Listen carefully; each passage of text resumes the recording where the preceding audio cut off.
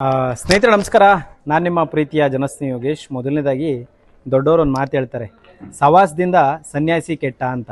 ಅದು ಇವತ್ತು ನನಗೆ ನಿಜ ಅನ್ನಿಸ್ತಾ ಇದೆ. ಯಾಕೆ ಗೊತ್ತಾ, ಕೇವಲ 18ರಿಂದ 20 ವರ್ಷ ವಯಸ್ಸಾಗಿರ್ಬೋದು ಆ ಹುಡುಗನಿಗೆ ತನ್ನ ಜೀವನವನ್ನೇ ಸರ್ವನಾಶ ಮಾಡ್ಕೊಂಡ್ಬಿಟ್ಟಿದ್ದಾನೆ. ಅಂದರೆ ಸವಾಸದಿಂದ. ಯಾರು ಸವಾಸ ಮಾಡಿ ಈ ಥರ ಆದ ಅಂತ ನಿಮಗೆ ಗೊತ್ತಾಗಬೇಕು ಅಂದರೆ ಈ ವಿಡಿಯೋನ ಕೊನೆವರೆಗೂ ನೋಡಬೇಕಾಗತ್ತೆ. ಜೊತೆಗೆ ಈ ವಿಡಿಯೋ ನೋಡಿದ ಮೇಲೆ ನಿಮ್ಮ ಅನಿಸಿಕೆ ಅಭಿಪ್ರಾಯಗಳನ್ನ ಕಮೆಂಟ್ ಮುಖಾಂತರ ತಿಳಿಸ್ಬೇಕಾಗತ್ತೆ. ಜೊತೆಗೆ ನಿಮ್ಮ ಮನೆಯಲ್ಲೂ ಕೂಡ ಚಿಕ್ಕ ಚಿಕ್ಕ ಮಕ್ಕಳು ಖಂಡಿತವಾಗ್ಲಿರ್ತಾರೆ, ಅದು ಹುಡುಗಿರಾಗಿರ್ಬೋದು ಅಥವಾ ಹುಡುಗರಾಗಿರ್ಬೋದು. ಪ್ರತಿಯೊಬ್ಬರಿಗೂ ಕೂಡ ಈ ವಿಡಿಯೋನ ಪ್ರತಿಯೊಂದು ಮಗುವಿಗೂ ತೋರಿಸಿದಾಗ ಅಟ್ಲೀಸ್ಟ್ 1% ಆದರೂ ಬದಲಾವಣೆ ಬರ್ಬೋದು ಅನ್ನೋದು ನನ್ನ ಒಂದು ಮಹದಾಸೆ. ಹಾಗಾಗಿ ಪ್ರತಿಯೊಬ್ಬರು ಕೂಡ ಈ ವಿಡಿಯೋನ ಕೊನೆವರೆಗೂ ನೋಡಿ. ಜೊತೆಗೆ ವಿಡಿಯೋ ಬರೀ ನೋಡೋದಲ್ಲ, ನಿಮ್ಮ ಸ್ನೇಹಿತರುಗಳಲ್ಲೂ ಮಕ್ಕಳಿರ್ತಾರೆ, ನಿಮ್ಮ ಸ್ನೇಹಿತರುಗಳಲ್ಲೂ ಚಿಕ್ಕ ಚಿಕ್ಕ ಹುಡುಗರು ಇರ್ತಾರೆ ಅಥವಾ ವಿದ್ಯಾರ್ಥಿಗಳಿರ್ತಾರೆ, ವಿದ್ಯಾರ್ಥಿನಿಯರಿರ್ತಾರೆ. ಅಂಥವ್ರಿಗೆ ಈ ವಿಡಿಯೋನ ಅತಿ ಹೆಚ್ಚು ಶೇರ್ ಮಾಡಿ. ಯಾಕೆ ಅಂತ ಹೇಳಿದ್ರೆ ನಮ್ಮ ಸಮಾಜದಲ್ಲಿ ಸಾಕಷ್ಟು ಜನರ ಬದಲಾವಣೆಯ ಅವಶ್ಯಕತೆ ಇದೆ. ಆ ಬದಲಾವಣೆಯ ಅವಶ್ಯಕತೆಗೆ ಈ ವಿಡಿಯೋ ಬಹಳ ಮುಖ್ಯ ಆಗುತ್ತೆ ಅಂತ ನಾನು ಕೂಡ ಭಾವಿಸ್ತೀನಿ. ಸೊ ಪ್ರತಿಯೊಬ್ಬರು ಕೂಡ ಈ ವಿಡಿಯೋನ ಕೊನೆವರೆಗೂ ನೋಡಿ. ಸವಾಸದಿಂದ ಸನ್ಯಾಸಿ ಕೆಟ್ಟ ಅನ್ನೋ ಒಂದು ಮಾತಿಗೆ ಈ ಒಂದು ವಿಡಿಯೋ ಸಾಕ್ಷಿಯಾಗುತ್ತೆ. ಇವತ್ತು ನಮ್ಮ ಮಾದನಾಯಕನಹಳ್ಳಿ ಪೊಲೀಸ್ ಸ್ಟೇಷನ್ ವ್ಯಾಪ್ತಿಯಲ್ಲಿ ಅಸಹಾಯಕ ಪರಿಸ್ಥಿತಿಯಲ್ಲಿ ಇರ್ತಕ್ಕಂಥ ಈ ಹುಡುಗನ ಪರಿಸ್ಥಿತಿ ಕೊನೆವರೆಗೂ ನೋಡಿ ಗೊತ್ತಾಗುತ್ತೆ. ಈತನ ಹೆಸರು ಬಂದ್ಬಿಟ್ಟು ಓಬ್ಳೇಶ್ ಅಂತೆ. ಕೂಲಿ ಕೆಲಸ ಮಾಡ್ತಿದ್ರಂತೆ. ಎಜುಕೇಷನ್ ಇಲ್ಲ, ಸ್ಕೂಲ್ಗೆ ಹೋಗಲಿಲ್ಲ, ಸ್ಕೂಲಿಗೆ ಸೇರಲಿಲ್ಲ. ಅಪ್ಪ ಅಮ್ಮ ಎಲ್ಲಿದ್ದಾರೆ ಅಂತ ಸರಿಯಾದ ಮಾಹಿತಿ ಇಲ್ಲ. ಊರ ಹೆಸರು ಕೇಳಿದ್ರೆ KGF ಅಂತ ಹೇಳ್ತಾರೆ. ನೋಡೋಣ ಏನಾಗಿದೆ, ಏನು ಬಿಟ್ಟಿದೆ ಅಂತ. ಏನು ಹೆಸರು ಇವರೇ ನಿಮ್ಮದು? ಓಬ್ಳೇಶು. ಎಷ್ಟು ವಯಸ್ಸು? 25 ಆಗಿದೆಯಾ? ಯಾವ ಊರು? ಕೋಲಾರ. ಏನಾಗಿರೋದು ಕಣ್ಣು? ಗ್ಯಾಂಡಿಸು. ಯಾಕೆ ಗ್ಯಾಂಡಿಸ್ ಈ ವಯಸ್ಸಿಗೆ? ಎಣ್ಣೆ? ಜೋರಾಗಿ ಮಾತಾಡ್ಬೇಕು. ಎಣ್ಣೆ ಹೊಡೆದ್ರಾ? ಬಿಡಿ. ಏನಾಗಿರೋದು? ಗ್ಯಾಂಡಿಸ್ ಆಗಿದೆಯಾ? ಏನಕ್ಕಾಯ್ತು ಗ್ಯಾಂಡಿಸು? ಎಣ್ಣೆ ಹೊಡೆದು. ಎಷ್ಟು ಹೊಡಿತಿದ್ರಿ ಎಣ್ಣೆ? ಹುಡುಗರ ಜೊತೆ ಸೇರಿ ಎಣ್ಣೆ ಹೊಡಿತಿದ್ರಿ. ಎಷ್ಟು ಹೊಡಿತಿದ್ರಿ? ಕ್ವಾರ್ಟರ್. ಹೌದಾ, ಸರಿ ಆಯ್ತು. ಬನ್ನಿ ಸ್ನೇಹಿತರೆ, ಈ ಹುಡುಗ ಪಾಪ 25 ವರ್ಷ ಅಂತ ಹೇಳ್ತಾನೆ. ನಿಜವಾಗ್ಲೂ ಆತನಿಗೆ ಸರಿಯಾದ ವಯಸ್ಸಿನ ಇದು ಕೂಡ ಅವನಿಗೆ ಗೊತ್ತಿಲ್ಲ. ಯಾಕಂದ್ರೆ ಆತನಿಗೆ ಒಂದು 18ರಿಂದ 20 ವರ್ಷ ಆಗಿರ್ಬೋದು ಅಂತ ನಮ್ಗನ್ಸುತ್ತೆ. ಕೂತ್ಕೊಪ್ಪ ಇಲ್ಲಿ. ಏನಾಗಿರೋದು? ಕಾಲೆಲ್ಲ ಊತ ಬಂದ್ಬಿಟ್ಟಿದೆ. ಯಾಕೆ? ಅದರಲ್ಲಿ ಬಂದಿರೋದು. ಅಣ್ಣ ಬನ್ರಿ, ಇಲ್ಲಿ ಬನ್ರಿ, ಬನ್ನಿ. ಬಾಡಿ ಇದೆತ್ತಿ, ಶರ್ಟ್ ಎತ್ತಿ ಬಿಡಿ. ಮಾಂಸನೇ ಇಲ್ವಲ್ಲಪ್ಪ. ಬಾ ಅಣ್ಣ, ಬನ್ರಿ.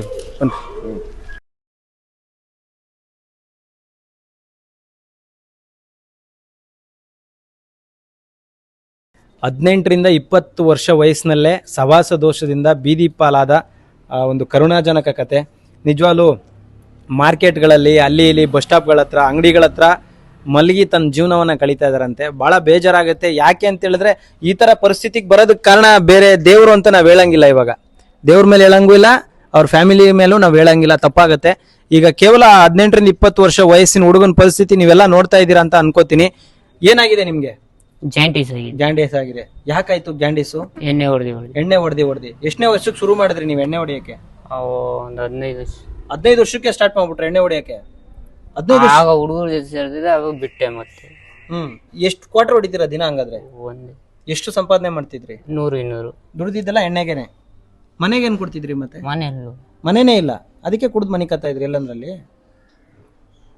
ಈಗ ಜೀವ ಪೂರ್ತಿ ಹೋಯ್ತಲ್ಲ, ಬರ್ತಾರ ಸ್ನೇಹಿತರು ಕಾಪಾಡಕ್ಕೆ? ಎಷ್ಟು ಜನ ಸ್ನೇಹಿತರಿದ್ದಾರೆ?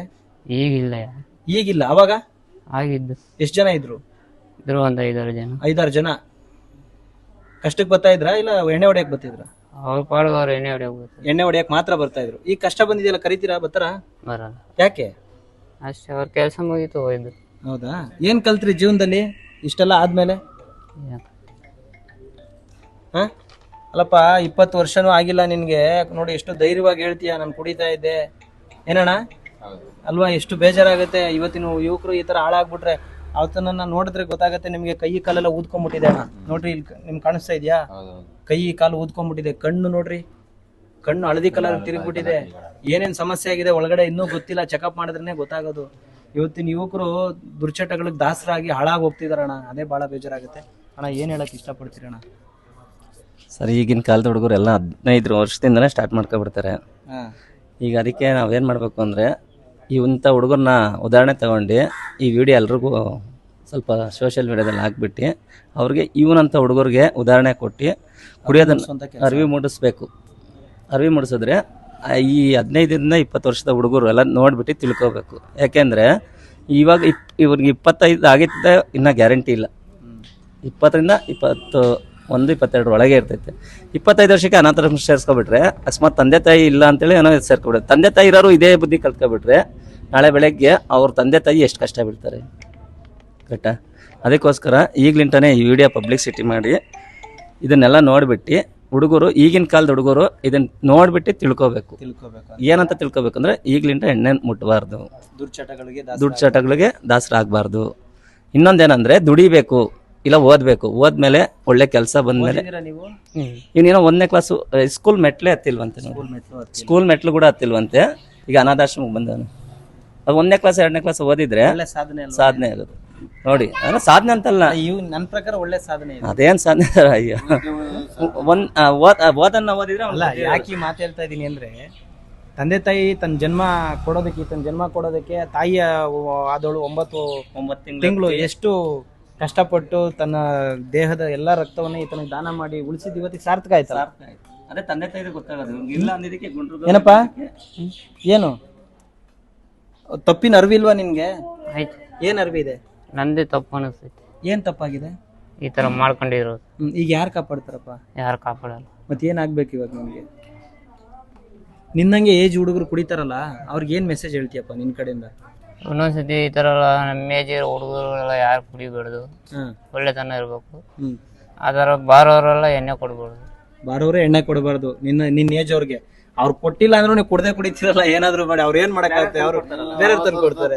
ಅವ್ರಿಗೆ ಬಿಗ್ನೆಸ್ ಆಗ್ಬೇಕು, ಅವ್ರ ಏಜ್ ನೋಡಿ ಕೊಡಕ್ಕಾಗತ್ತಾ? ಮಾಡ್ತಾ ಇರ್ಬೇಕು, ನಮ್ಮ ಮನ್ಸಲ್ಲಿ ಇರ್ಬೇಕು. ನಾನ್ ಕುಡಿಬೇಕಾ ಬೇಡವಾ? ಓದ್ಬೇಕು, ದುಡಿಬೇಕು.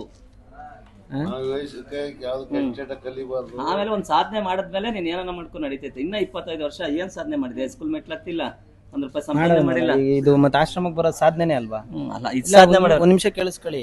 60 ವರ್ಷ 70 ವರ್ಷ ಆದ್ಮೇಲೆ ಆಶ್ರಮ ಹುಡುಕ್ತಾರೆ, ಆಶ್ರಯ ಇಲ್ಲ ಅಂತ ಹೇಳ್ಬಿಟ್ಟು. ಈಗ 20 ವರ್ಷಕ್ಕೆ ಆಶ್ರಮಕ್ಕೆ ಬಂದವನ ಸಾಧನೆ ತಾನೇ ಅದು. ಇದು ಸಾಧನೆ ಮಾಡೋನಷ್ಟೇ, ಇನ್ ಬೇರೆ ಏನು ಸಾಧನೆ ಮಾಡಿಲ್ಲ. ಸ್ನೇಹಿತರೆ, ಪ್ರತಿಯೊಬ್ರು ಕೂಡ ಅರ್ಥ ಮಾಡ್ಕೊಳ್ಳಿ. ನಾವು ಮಾಡೋ ಪ್ರತಿಯೊಂದು ವಿಡಿಯೋ ಹಿಂದಗಡೆ ಸಾವಿರಾರು ನೋವಿನ ಕಥೆಗಳಿರುತ್ತೆ.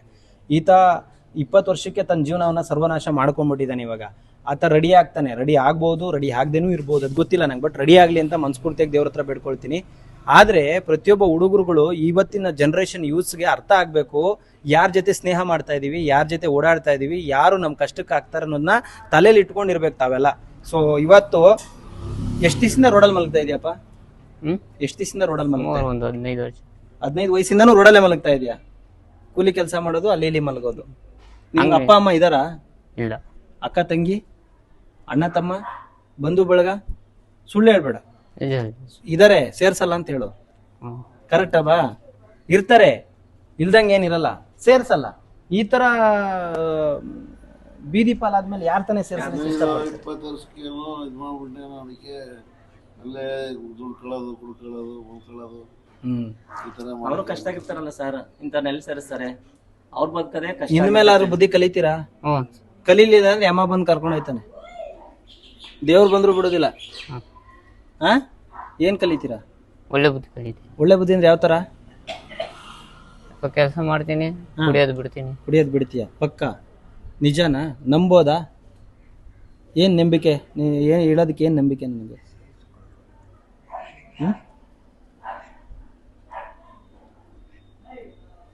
ನಿನ್ನ ಆತ್ಮಸಾಕ್ಷಿ ಕೇಳು. ಚೆನ್ನಾಗಾದ್ಮೇಲೆ ಬಿಡ್ತೀರಾ? ಓಬ್ಳೇಶ್ ಹೇಳು. ಎಷ್ಟು ಚಿಕ್ಕ ಮುಗ್ಧ, ಇನ್ನು ತಾಯಿ ಗರ್ಭದಿಂದ ಬಂದಂಗ ಅವನ ಪಾಪ ಅಲ್ವಾಣ? ತಪ್ಪಾಗ ಅರ್ಥ ಮಾಡ್ಕೊಬೇಡ್ರಿ. ಅವ್ನ ಮುಖ ಲಕ್ಷಣ ಪಾಪ, ಅವ್ನು ಇನ್ನು ತಾಯಿ ಗರ್ಭದಿಂದ ಈಗ ಬಂದಂಗ. ಇನ್ನು ಹಾಲು ಕುಡಿದ್ರ ತುಟಿನೂ ಸರಿಯಾಗಿ ಅವ್ನಿಗೆ ಒಣಗಿಲ್ಲ. ಆಲ್ಕೋಹಾಲ್ ಕುಡಿಯಕ್ ಸ್ಟಾರ್ಟ್ ಮಾಡೋ. ಫೈನಲ್ ಸ್ಟೇಜಿಗೆ ಬಂದೆ ಸರ್. ಈ ತರ ತುಂಬಾ ಜನ ಹಾಳಾಗ್ತಿದ್ದಾರೆ ಸರ್. ನಾವು ಹೇಳಿದ್ರೆ ಏನೋ ಫೇಸ್ಬುಕ್ ಲೈಕು ಕಮೆಂಟ್ಸು ಇದಕ್ಕೆ ಮಾತ್ರ ವಿಡಿಯೋ ಮಾಡ್ತೀವಿ ಅನ್ಕೋತಾರೆ. ನಮ್ಗೆ ಏನಾಗಬೇಕು ಅದರಿಂದ? ಸಮಾಜದಲ್ಲಿ ಒಂದಷ್ಟು ಬದಲಾವಣೆಗಳಾಗಬೇಕು. ಏನೋ ಯೂತ್ಸು ನೋಡೋ ಅಂಥವ್ರು ಹುಡುಗರು ಅಟ್ಲೀಸ್ಟು ಹತ್ರಲ್ಲಿ ಒಂದು ಭಾಗನಾರ ಬುದ್ಧಿ ಕಲಿಯಂಗಾಗಬೇಕು. ಸೊ ಇದು ನನ್ನ ಉದ್ದೇಶ ಆಗಿತ್ತು ಸ್ನೇಹಿತರೆ. ಪ್ರತಿಯೊಬ್ಬರು ಕೂಡ ಈ ವಿಡಿಯೋನ ದಯವಿಟ್ಟು ಗಮನಿಸಿ ನೋಡಿ. ಆಮೇಲೆ ಇವರು ವಾರಸ್ದಾರರು, ಸಂಬಂಧಿಕರು, ಬಂಧುಗಳು ಯಾರಾದರೂ ಇದ್ದರೆ ಬಂದು ಕರ್ಕೊಂಡೋಗಿ. ಆತ ಇನ್ನೂ ಏನು ವಯಸ್ಸಾಗಿಲ್ಲ, ಇನ್ನು ಚಿಕ್ಕ ಹುಡುಗ ಇದ್ದಾನೆ, ಸರಿ ಹೋಗ್ತಾನೆ, ಎಲ್ಲ ಒಂದು ಹಂತಕ್ಕೆ ಬರ್ಬೋದು, ಸರಿ ಹೋಗ್ಬೋದು. ಸೊ ಹಾಗಾಗಿ ಇವತ್ತು ಎಲ್ಲಿ ಸಿಕ್ಕಿದ್ರು ಸರ್ ಇವರು? ಸರ್ ದಾಸನಪುರ ಮಾರ್ಕೆಟಲ್ಲಿ ಸರ್ 15 ದಿವಸದಿಂದನೂ ನೋಡ್ತಾ ಇದ್ದೆ. ಆಗ ಊಟ ತಿಂಡಿ ಎಲ್ಲ ಕೊಡಿಸಿ ಇದು ಮಾಡಿದ್ವಿ. ಮೊನ್ನೆ ಹಾಸ್ಪಿಟ್ಲಿಗೆ ಕರ್ಕೊಂಡ್ವಿ, BGS ಹಾಸ್ಪಿಟ್ಲಿಗೆ. ಅಲ್ಲೆಲ್ಲ ಚೆಕಪ್ ಮಾಡಿಸಿದ್ವಿ. ಅವ್ರು ಇಮಿಡಿಯೇಟ್ಲಿ ಅಡ್ಮಿಟ್ ಮಾಡಬೇಕು ಅಂದರು. ಅಡ್ಮಿಟ್ ಮಾಡೋಕ್ಕೆ ಇವ್ರ ಕಡೆ ಯಾರೂ ಇರಲಿಲ್ಲ. ಯಾರು ಹೋಗ್ತಾರೆ? ಇಲ್ಲ ನಾನು ಹೋಗ್ಬೇಕು, ಯಪ್ಪ ಹೋಗ್ಬೇಕು. ನಾವು 3 ಬಿಸ್ನೆಸ್ ಮಾಡೋರು. ನಮ್ಮದು ನಮ್ಮ ಹೊಟ್ಟೆ ಪಾಡಿಗೆ ತರಕಾರಿ ಮಾರ್ಕೊತೀವಿ. ಆಯಪ್ಪ ಕುಂಬಳಕಾಯಿ ಮಾರ್ತಾನೆ, ಅವ್ರು ನಿಂಬೆಹಣ್ಣು ಮಾರ್ಕೊತಾರೆ. ನಾವು ಬರೀ ಹಾಸ್ಪಿಟ್ಲಿಗೆ ನೋಡಿಸ್ಬೋದು ಅಷ್ಟೇ, ಇಲ್ಲ ಖರ್ಚು ಮಾಡ್ಬೋದು. ಅದು ಬಿಟ್ಬಿಟ್ಟು ಹಾಸ್ಪಿಟ್ಲಾಗೆ ಅಡ್ಮಿಟ್ ಮಾಡಿ ನಿಂತ್ಕೊಳೋ ಪೇಷನ್ಸ್ ಇರಲ್ಲ ಸರ್. ಅದಕ್ಕೋಸ್ಕರ ನಾವು ಮೊನ್ನೆ ನಿಮ್ಗೆ ಯಾರ್ದೋ ಹತ್ರ ನಂಬರ್ ಇಸ್ಕೊಂಡು ನಿಮ್ಗೆ ಕಾಲ್ ಮಾಡಿದ್ವಿ. ಕಾಲ್ ಮಾಡೋದಕ್ಕೆ ಆಯಿತು ಇದು ಮಾಡಿರಿ ಅಂದಿದ್ದಕ್ಕೆ ನಾವು ಕರ್ಕೊಂಡ್ವಿ ಸರ್. ಲೆಟರ್ ಮಾಡಿದ್ದೀರಾ? ಲೆಟರ್ ಮಾಡಿದ್ದೀವಿ. ಸೊ ಇವರು ನೋಡಿ ಸಣ್ಣ ಪುಟ್ಟ ಕೂಲಿ ಕೆಲಸ ಮಾಡ್ತಾರೆ, ತರಕಾರಿ ವ್ಯಾಪಾರ ಮಾಡ್ತಾರೆ ಎಲ್ಲರೂ.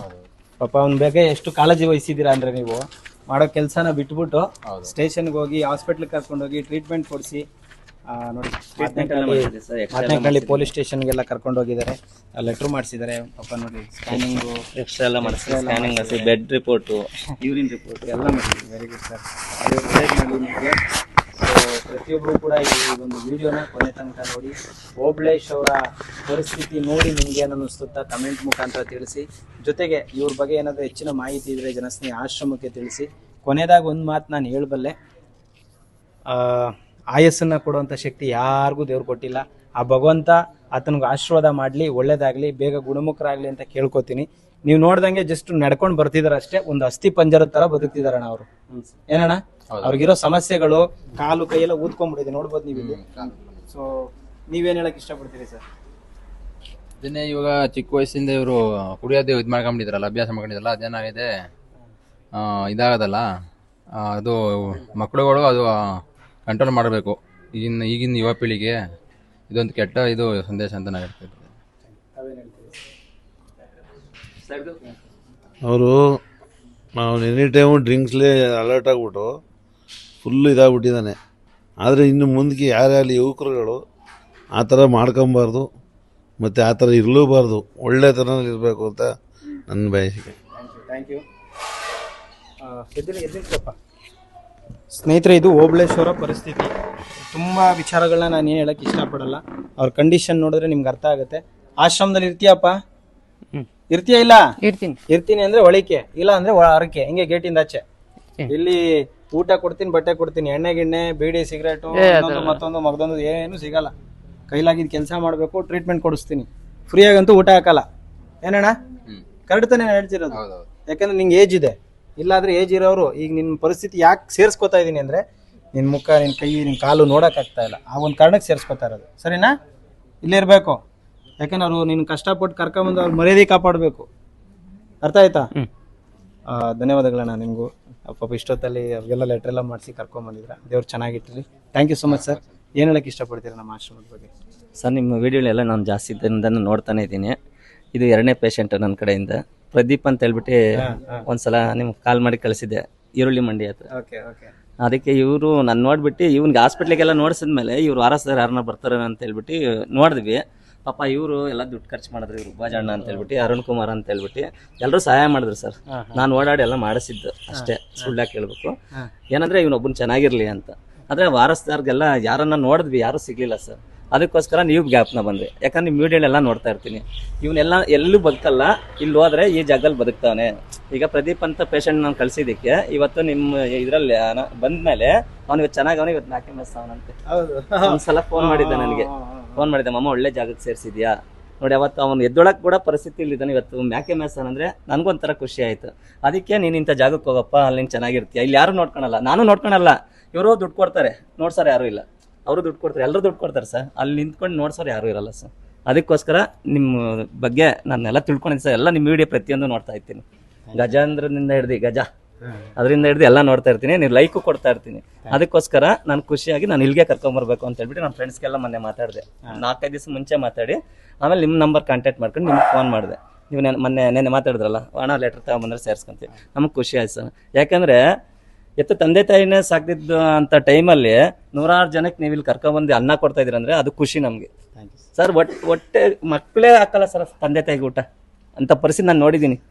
ಮಗ ಒಂದ್ ಹತ್ರ ಇರ್ತಾನೆ, ಅಪ್ಪ ಅಮ್ಮ ಒಂದ್ ಹತ್ರ ಇರ್ತಾರೆ, ಅವನ ಹತ್ರ ಕೋಟ್ ಹೇಳಿದ್ರು ತಂದೆ ತಾಯಿಗೆ ಊಟ ಆಗ್ತಾವ್ರ ನಾನು ಕಣ್ಣಾರ ನೋಡಿದ್ದೀನಿ. ನಾನೇ ಎಷ್ಟೋ ಸಲ ಬೈದೀನಿ ಅಪ್ಪ ಅಮ್ಮನ ಚೆನ್ನಾಗಿ ಸಾಕೊಳ್ರು ಅಂತ.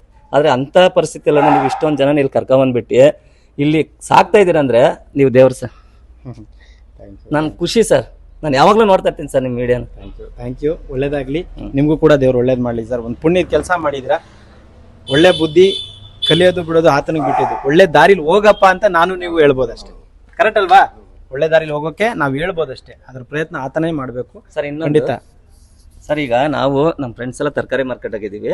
ನಾವೆಲ್ಲ ಡಿಸೈಡ್ ಮಾಡಿ ಭೋಜಣ್ಣರಾಗಲಿ, ಕೆಂಚಣ್ಣರಾಗಲಿ, ಹೇಮಂತ್ ಕುಮಾರ್ ಅಂತ ಹೇಳ್ಬಿಟ್ಟು, ಮಹೇಶ್ ಅಂತ ಹೇಳ್ಬಿಟ್ಟು, ಮುನಿ ಅಂತ ಹೇಳ್ಬಿಟ್ಟು 5 ಜನ ಸೇರಿಬಿಟ್ಟು ಒಂದು ವಾರಕ್ಕೆ 1 ಲೋಡ್ ತರಕಾರಿ ಕಳಿಸ್ಬೇಕು ಅಂತ ನಿಮಗೆ ನಾವು ಆಲ್ರೆಡಿ ಮಾತಾಡ್ಕೊಂಡು ಇಲ್ಲಿ ಭಾಳ ಒಳ್ಳೆಯದು. ಅರುಣಣ್ಣ, ಭೋಜಣ್ಣ, ಮಾದೇವು, ಮುನಿಯ 5 ಜನ ಸೇರಿ ನಾವು ಕಾಸೇ ಕೊಡ್ತೀವೋ ಫ್ರೀನೇ ಕೊಡ್ತೀವೋ, ನೀವೊಂದು ಫೋನ್ ಮಾಡ್ಕೊಂಡು ನಂಬರ್ ಕೊಟ್ಟಿದ್ದೀನಿ ಅವ್ರಿಗೆ. ಒಂದು ವಾರಕ್ಕೆ ಒಂದ್ಸಲ ಯಾವಾಗನ್ನ ಕಳಿಸಿ ಫೋನ್ ಮಾಡ್ಕೊಂಡು ಒಂದು ಗಾಡಿ ಫುಲ್ಲು ನಾವು ತರಕಾರಿ ಕಳಿಸ್ಬೇಕಂತ ಡಿಸೈಡ್ ಮಾಡ್ತೀವಿ. Thank you sir, thank you so much. Thank you. ಆಯ್ತು, ತರಕಾರಿಗೆ ಅದೇ ವಾರಕ್ಕೊಂದ್ಸಲಿ ಬರಲಿ, ಗಾಡಿ ಬಂದು ಫೋನ್ ಮಾಡ್ಕೊಂಡ್ಬಿಟ್ರೆ ನಾವು ಆರಾಮಾಗಿ ಫೋನ್ ಮಾಡ್ಕೊಂಡು ಈಗ ನೈಟ್ ಫೋನ್ ಮಾಡಿದ್ರೆ ಬೆಳಗ್ಗೆ ಬರ್ತೀವಿ ಅಂದ್ರೆ ಯಾವಾಗನ್ನ ಬರ್ಲಿ ನಮ್ಮ ಕಡೆಯಿಂದ ವಾರ ಹೌದು ಒಂದ್ ದಿವಸ ಅಲ್ಲ ವಾರನೂ ಕಳ್ಸಕ್ಕೆ ನಮ್ಮ ಮನೇಲೆ ಮಾತಾಡ್ಕೊಂಡ್ಬಿಟ್ಟಿದೀವಿ. ಥ್ಯಾಂಕ್ಸ್ ಅಣ್ಣ, ಥ್ಯಾಂಕ್ ಯು. ಇಲ್ಲಿ 100 ಜನಕ್ಕೆ ಅನ್ನ ಕೊಡ್ತಾ ಇದ್ದಾರೆ, ಅರ್ಥ ಆಯ್ತಾ? ಅದ್ರ ನಮ್ದು ಒಂದು ಪಾಲು. ಎಲ್ಲ ಮಾಡಕ್ಕಾಗಲ್ಲ, ಇವ್ರು ಮಾಡ್ತಾರೆ. ನಮ್ದು ಒಂದು ಪಾಲು ವಾರಕ್ಕೊಂದ್ಸಲ. ಧನ್ಯವಾದ ಅಣ್ಣ, ಥ್ಯಾಂಕ್ ಯು ಸೊ ಮಚ್.